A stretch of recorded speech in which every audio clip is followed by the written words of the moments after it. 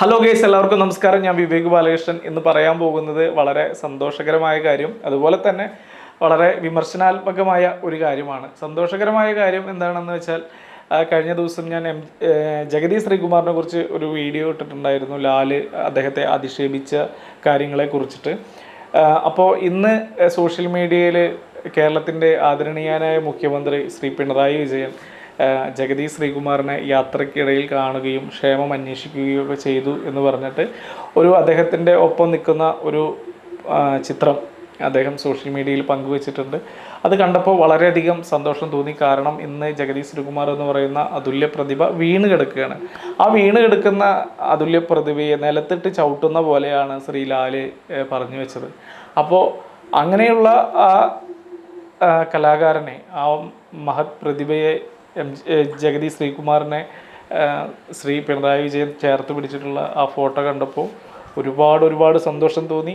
വളരെ അഭിമാനം തോന്നി ആ ഫോട്ടോ കണ്ടപ്പോൾ. എന്തായാലും മുഖ്യമന്ത്രിക്കും അതുപോലെ തന്നെ ജഗതി ശ്രീകുമാറിനും സർവേശ്വരൻ എല്ലാ ആയുരാരോഗ്യ സൗഖ്യങ്ങളും നൽകട്ടെ എന്ന് ഹൃദയപൂർവ്വം പ്രാർത്ഥിക്കുന്നു, ആശംസിക്കുന്നു. ഇതാണ് സന്തോഷകരമായ വാർത്ത പറയാനുണ്ടെന്ന് പറഞ്ഞത്. ഇനി വളരെ വിമർശനാത്മകമായ കാര്യം പറയാനുള്ളത് ഇന്ത്യൻ നാഷണൽ കോൺഗ്രസിൻ്റെ നേതാവായ ശ്രീ രാഹുൽ മാങ്കൂട്ടത്തിലും അതുപോലെ തന്നെ രമ്യ ഹരിദാസിൻ്റെ കാര്യമാണ്. എനിക്ക് രമ്യയോടും അതുപോലെ തന്നെ രാഹുൽ മാങ്കൂട്ടത്തിനോടും ചോദിക്കാനുള്ള കുറച്ച് കാര്യങ്ങൾ, അതുപോലെ തന്നെ അവരെക്കുറിച്ച് പറയാനുള്ള 2-3 കാര്യങ്ങളും. രാഹുൽ മാങ്കൂട്ടത്തിൽ പൊതുവെ ഈ സിനിമാ വിഷയങ്ങളൊക്കെ എടുത്തിട്ട് സംസാരിക്കുന്ന ഒരു വ്യക്തിയാണ്. അദ്ദേഹം മലയാളത്തിലെ വളരെ ചവറ് പോലത്തെ ഒരു പടമായിരുന്നു ചാവേർ എന്ന് പറയുന്ന സിനിമ. ജോയ് മാത്യു തിരക്കഥ എഴുതി വളരെ മോശം സന്ദേശം യുവാക്കൾക്കും ജനങ്ങളിലേക്കും പകർന്നു നൽകുന്നത്. അത് മാത്രമല്ല, അതൊരു ഫസ്റ്റ് ഷോ കഴിഞ്ഞപ്പോൾ തന്നെ ആ സിനിമയ്ക്ക് ആളില്ലാതാവുകയും പടം പൊട്ടിപ്പാളീസാവുകയൊക്കെ ചെയ്തു. ആ സിനിമയുടെ ഏറ്റവും മനോഹരമായ സിനിമയാണെന്ന് ജനങ്ങളെ പറ്റിക്കാൻ നോക്കിയ ഒരു നേതാവാണ് രാഹുൽ മാങ്കൂട്ടത്തിൽ. അന്ന് രാഹുൽ മാങ്കൂട്ടത്തിൽ ഒരു ഇന്ത്യൻ നാഷണൽ കോൺഗ്രസിൻ്റെ മുതിർന്ന ഒരു സ്ഥാനത്തേക്ക്, അല്ലെങ്കിൽ ഒരു നല്ലൊരു സ്ഥാനത്തേക്ക് അദ്ദേഹം എത്തപ്പെട്ടിട്ടില്ല. ഇന്ന് അദ്ദേഹം ഇന്ന് MLA ആയിരിക്കുമ്പോൾ ചെയ്ത വളരെ മോശമായ ഒരു പദപ്രയോഗങ്ങളും, കാള പെറ്റു എന്ന് കേൾക്കുമ്പോൾ തന്നെ കയറെടുത്ത് കലാകാരന്മാരെ വലിയ രീതിയിൽ പ്രോത്സാഹിപ്പിക്കുകയും ചെയ്യുന്ന ഒരാൾ. അദ്ദേഹം ഇപ്പോൾ ഏറ്റവും ലേറ്റസ്റ്റായിട്ട് പ്രോത്സാഹിപ്പിക്കുകയും വാദിക്കുകയും തോരാതെ സംസാരിക്കുകയൊക്കെ ചെയ്തത് തെമ്മാടിയായ തെമ്മാടിത്തരം കാണിച്ച് ഫെയിമായ ശ്രീ വേടനെ കുറിച്ചിട്ടാണ്. വേടനെ തെമ്മാടിത്തരം ചെയ്ത് ഫേമസ് ആയത് തന്നെ എന്ന് തന്നെ പറയേണ്ടത്. കാരണം വേടൻ ലഹരി ഉപയോഗിക്കുന്ന ആളാണ്, വേടൻ കഞ്ചാവ് ഉപയോഗിക്കുന്ന ആളാണ് എന്നൊക്കെ വേടൻ തന്നെ സമ്മതിച്ചിട്ടുള്ളതാണ്. അതാണ് അയാളെ ഫെയിമാക്കിയതും. അയാളെ കലാപരമായി നോക്കുമ്പോൾ അത് എവിടെയോ കിടക്കുന്നു. ഇന്ന് അയാൾ സെലിബ്രിറ്റി ചെയ്യപ്പെടുന്നത് കലയേക്കാൾ അപ്പുറത്ത് ഇതിൻ്റെ ഒരു ബ്രാൻഡ് അംബാസഡറായിട്ടാണ്. അങ്ങനെയുള്ള വേടനെ ഭംഗിയായി പൊതുസമൂഹത്തിൻ്റെ ഇടയിൽ വന്ന് നിന്ന് ന്യായീകരിച്ച ഒരു വ്യക്തിയാണ് ശ്രീ രാഹുൽ മാങ്കൂട്ടത്തിൽ. അത് എന്താണെന്ന് ചോദിച്ചാൽ, ഒരു 10 ഗ്രാം കഞ്ചാവ് അല്ലെങ്കിൽ ഒരു 50 ഗ്രാം കഞ്ചാവ് എന്ന് പറയുന്നത് ചുണ്ടിലെരിഞ്ഞ് തീരേണ്ടതാണ് എന്നാണ് വേടന് വേണ്ടിയിട്ട് ശ്രീ രാഹുൽ മാങ്കൂട്ടത്തിലായ ഒരു MLA, ജനപ്രതിനിധിയായ ഒരു MLA വാദിച്ചത്. ശ്രീ MLA, ഇങ്ങനെയാണോ യുവാക്കളെ നിങ്ങളൊരു നല്ല രീതിയിലേക്ക് നയിക്കുന്നത്? കഞ്ചാവ്, ഒരു 50 ഗ്രാം കഞ്ചാവ് അല്ലെങ്കിൽ ഒരു 10 ഗ്രാം കഞ്ചാവ് ചുണ്ടിലെരിയേണ്ടതാണ് എന്ന് പഠിപ്പിക്കലാണോ ഇന്ത്യൻ നാഷണൽ കോൺഗ്രസ് നിങ്ങളെ പഠിപ്പിക്കുന്നത്? അതാണോ ഇന്ത്യൻ നാഷണൽ കോൺഗ്രസ് മുന്നോട്ട് വയ്ക്കുന്ന നയം എന്നുകൂടി അറിഞ്ഞാൽ കൊള്ളാം. ഇതെന്തിനിവിടെ പറയുന്നു എന്ന് ചോദിച്ചാൽ, ഒരു കാര്യം കൂടി പറഞ്ഞിട്ട് അതിലേക്ക് വരാം. അതുപോലെ തന്നെ തുടരുമെന്ന് പറയുന്ന സിനിമയുടെ റിവ്യൂ പറയാൻ വേണ്ടിയാണോ, അല്ലെങ്കിൽ സിനിമയുടെ റിവ്യൂ പറയാൻ വേണ്ടിയാണോ നിങ്ങൾ MLA ആയത് എന്നുകൂടി ചോദിക്കേണ്ടി വരും. കാരണം ഈ റിവ്യൂ, തുടരുമെന്ന സിനിമയുടെ റിവ്യൂ അദ്ദേഹം പറഞ്ഞു നിർത്തുമ്പോൾ പറയുന്നത് എല്ലാവരും തുടരുമെന്ന് പറയുന്ന സിനിമ പോയി കാണണം എന്ന് പറയുന്നു. എനിക്ക് തോന്നുന്നത് ഇതിൻ്റെ നിർമ്മാതാവ് ശ്രീ രഞ്ജിത്ത് രാഹുൽ മാങ്കൂട്ടത്തിന് വല്ല പണം കൊടുത്തിട്ടാണോ അത് റിവ്യൂ പറയിപ്പിച്ചത് എന്ന് സംശയമുണ്ട്. അല്ലെങ്കിൽ എല്ലാവരും പോയി സിനിമ കാണൂ എന്നെന്തിനാണ് രാഹുൽ മാങ്കൂട്ടത്തിൽ പറയുന്നത്?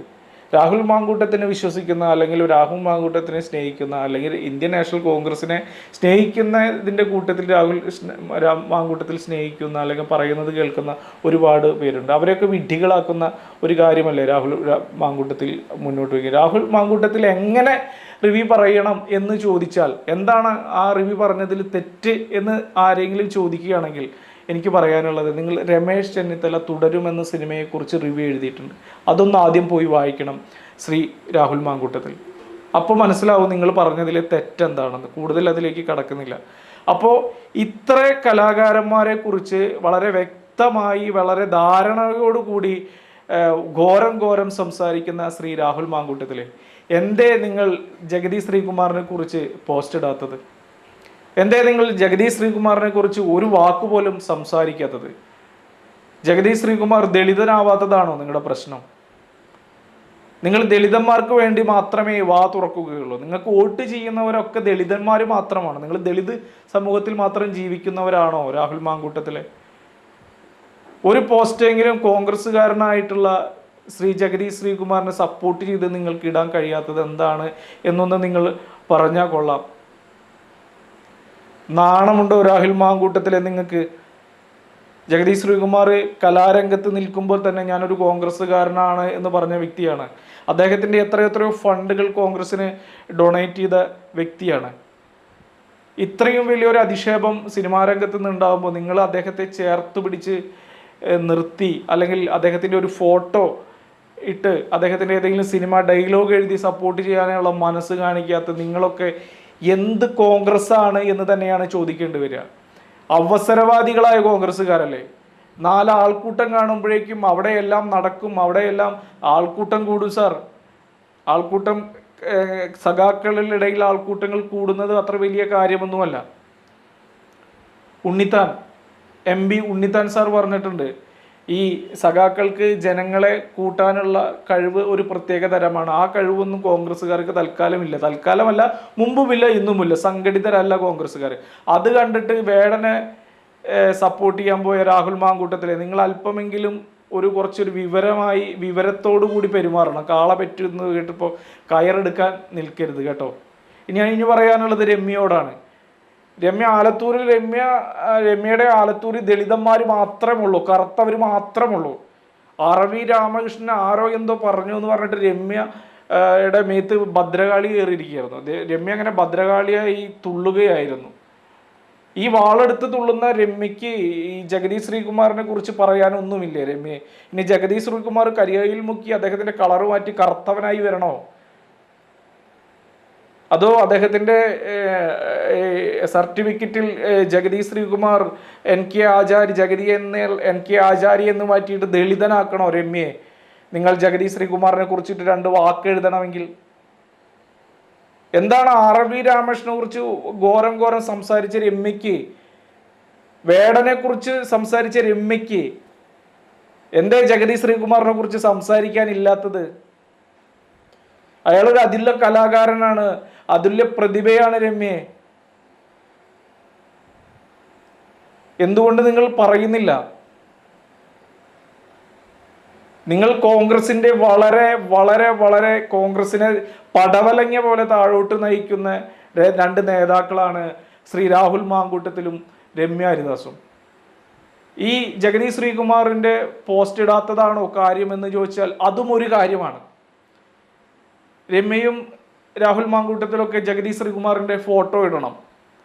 നാളെ മമ്മൂട്ടിയോ ദുൽഖറോ ഒരു മോശം നടനാണെന്ന് പറഞ്ഞാൽ ഈ പറയുന്ന കോൺഗ്രസ്സുകാർ മൊത്തം ഇളകുമല്ലോ. അതെന്താണ്? അപ്പോഴേക്കും ഫോട്ടോ പിടിച്ച് സപ്പോർട്ടായിട്ട് കൊടുക്കും. അതിൻ്റെ അർത്ഥം മനസ്സിലാവുന്നില്ല. എന്താ ജഗദീഷ് ശ്രീകുമാറിനെ കുറിച്ച് അതങ്ങനെ ചെയ്യാത്തത്? ദളിതനെ പറഞ്ഞാലും ചെയ്യുന്നുണ്ടല്ലോ. ചോദ്യമാണ് രമ്യ പറയേണ്ടതാണ്. കോൺഗ്രസ് ഇനി മേലോട്ട് വളരും എന്ന് തോന്നുന്നില്ല. ഇത്രയും കാഴ്ചപ്പാടുകൾ നിലനിർത്തുന്ന അല്ലെങ്കിൽ ഇത്തരം മനോഭാവങ്ങൾ മുന്നോട്ട് വയ്ക്കുന്ന രമ്യയെ പോലെയുള്ള ഒരു രാഹുൽ മാങ്കൂട്ടത്തിനെ പോലെയുള്ളവർ ഒന്നില്ലെങ്കിൽ ഇത്തരം കാര്യങ്ങൾ ഇടപെടാതിരിക്കുക, അല്ലെങ്കിൽ ഇത്തരം കാര്യങ്ങളിൽ ഇടപെടുമ്പോൾ അത് തുല്യമായി കലാകാരന്മാരെ തുല്യമായി കാണുകയും കലാകാരന്മാരെ തുല്യമായി കണ്ട് സമത്വമായി എല്ലാവർക്കും ഒപ്പം ഒരു സ്ഥാനം കൊടുത്ത് അല്ലെങ്കിൽ ഒപ്പം ഉണ്ട് എന്ന് തോന്നിക്കുന്ന രീതിയിൽ പോസ്റ്റ് ഇടാനെങ്കിലും കഴിയണം. അല്ലെങ്കിൽ നിങ്ങളെല്ലാം അവസരവാദികളാണ്, നിങ്ങളെല്ലാം വർഗീയവാദികളാണ്, നിങ്ങളൊന്നും കോൺഗ്രസ്സുകാരല്ല എന്ന് പറയേണ്ടി വരും. ഇത്രയും പറഞ്ഞുകൊണ്ട് മാത്രം നിർത്തുന്നു. എല്ലാവർക്കും നന്ദി, നമസ്കാരം.